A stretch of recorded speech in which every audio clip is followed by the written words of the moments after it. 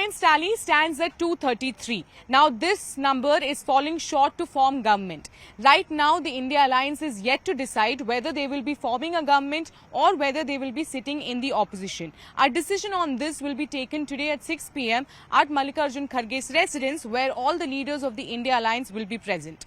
But the numbers that we are seeing, that is 232 of the India Alliance, is in itself a victory, is what the claims that are coming in from the India party leaders. Now they have been saying that they have defeated all the odds against them and they have come up with these number, which is in fact a moral boost, not just for the party but also for the party workers. When we talk about the India Alliance leaders, this is coming as a boost not just for them but also for their respective party workers on ground.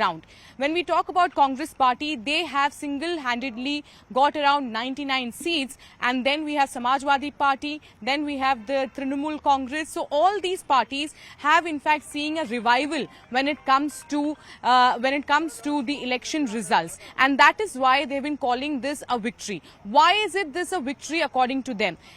We have seen when it comes to the Congress, we have in fact seen how the account were in fact frozen of the Congress party. They were not really able to manage much money in the campaign, is what the allegation has been. Secondly, we have seen how the opposition leaders have been claiming that their leaders have been put